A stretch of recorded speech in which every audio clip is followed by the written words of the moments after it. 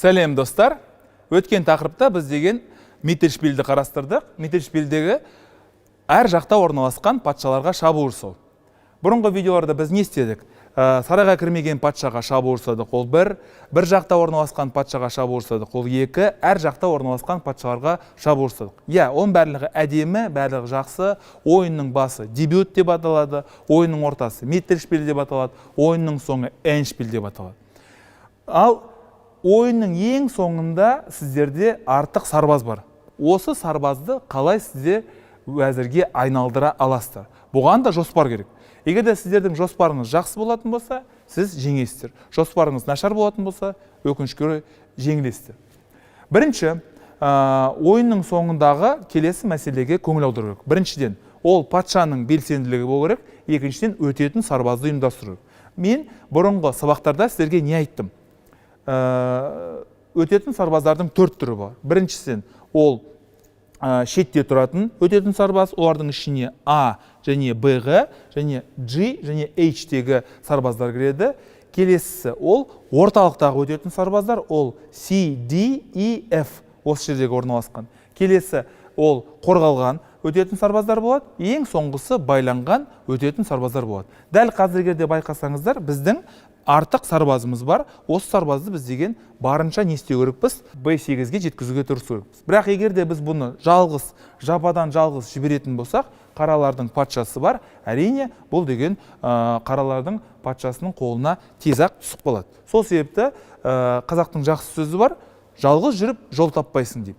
Егер де жалғыз сарбазды жіберетін болсаңыздар, соғысқа немесе шайқасқа міндетті түрде осындай жағдай қиын болады. Және қазақтың жақсы сөзі бар: алтау ала болса ауыздағы кетеді, төртеу түгел болса төбеде келеді. Соған байланысты бүкіл ойыншыларыңызды түгендеп, барлығымен бірлесіп, сіздер деген қара патшаны жеңуге тырысу керексіздер. Кеттік. Бірінші, біздің жоспарымыз патшаны белсенділі қыламыз. Ол бір. Содан кейін өтетін сарбазды ұйымдастырамыз. Ол екі. Үшінші, біз тез арада қарсыластың басқа аумағына кіруге тырысамыз. Кеттік. Патша F1, патша F8, патша I2 және патша I7. Бұл жердегі айта кететін жағдай, бұл оппозиция. Мен сіздерге айтарым, оппозицияның үш түрі болады. Тік жолға оппозиция, қиғаш жолға оппозиция және көлденең жолға оппозиция. Патша D3, патша D6, патша C4, патша C6. Сонымен біз деген жоспарымыздың бірінші бөлігін орындадық. Өзіміздің патшамыздың белсенділігімен C4-ке келдік. Енді жоспардың келесі пунктісі, келесі жағдайы, біз деген өтетін сарбазды ұйымдастыруға тырысу керекпіз. Бұл нені білдіреді? Біз мына сарбазды немесе мына сарбазды қайсысын қимылдатамыз деген сұрақ туындайды. Егер де мына сарбазды қимылдататын болса, қарсылас бізді А5 дейді, тоқтатып тастайды бұл жерде, бөгет қояды. Сол себепті сіздер, егер де мүмкіндіктеріңіз бар болса, міндетті түрде мына алдында ешкім жоқ сарбазды қимылдатқаныңыз дұрыс болады. Б4, қарсылас деген А6 деп жүреді, және А4. А4 деп. Дәл қазір қаралар деген цугы және цвангқа кіріп кетті. Сіздер білесіздер, цуг цванг дегеніміз не? Цуг ол жүру, цванг ол мәжбүрлеу. Сіздер деген қараларды мәжбүрлеу атысы. Соған байланысты қаралар мәжбүрлі түрде F5-ке барады. Біз деген F4-ке оған бөгет қоямыз. Ол G6-ға барады, біз G3-ке барамыз. Ол H5-ке барады, біз H4-ке барамыз. Сонымен біз деген патша қанатындағы бүкіл ойыншыларды тоқтаттық, бүкіл сарбаздарды тоқтаттық. Қосалқы жүрістерінің барлығы аяқталды. Енді амал жоқ, қаралар деген бізді қимылдатуға тырысады. Олар деген D6 болды. Енді біз білетін нәрсе, сіздер деген қанша мықты болсаңыздар да қарсыластың қорғанысын бұзып өтуге тырысу керексіздер. Егер де сіздер қарсыластың қорғанысын бұзып өтпесеңіздер, оның ешқандай пайда болмайды. Мына бүкіл атқарған жұмысыңыздың нәтижесі болу керек. Осы нәтижесінің арқасында ғана сіздер деген белгілі бір жетістікке жетесіздер. B5 деп жүреміз. Мына А6-дағы шеттегі тұрған сарбазға шабуыл жасаймыз. Ол бізді жейді, және біз оны былай әдемілеп тұрып жейміз.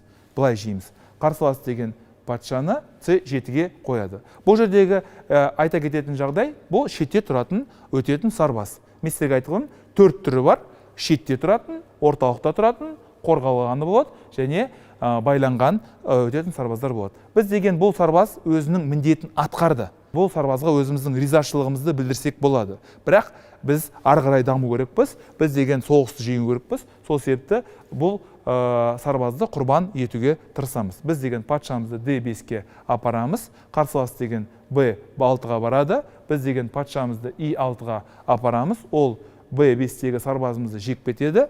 Бұл деген атақты сарбаз, ол деген енді жалпы жеңіс үшін әрине өзін құрбан етті.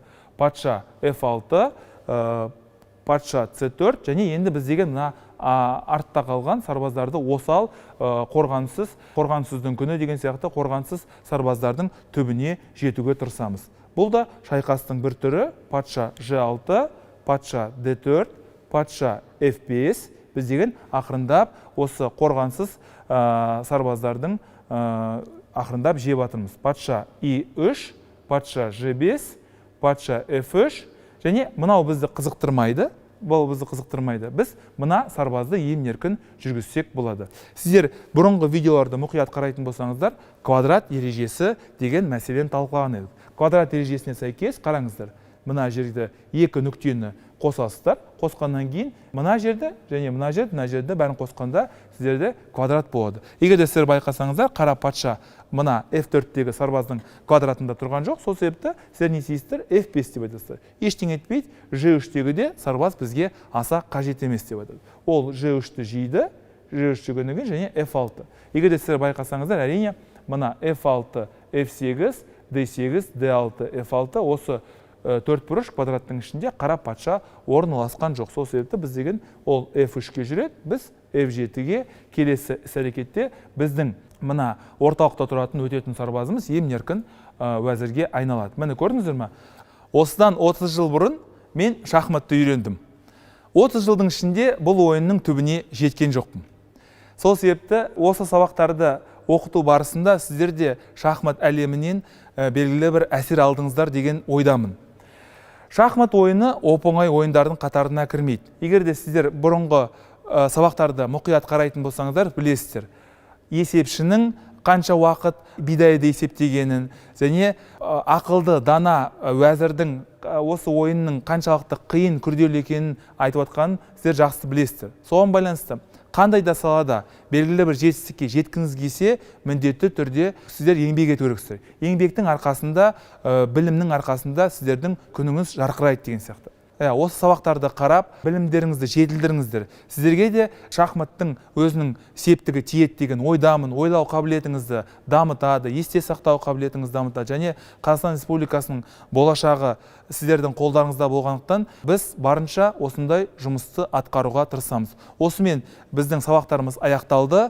Жақсылықта кездесейік. Сау, сәлемет болыңыздар.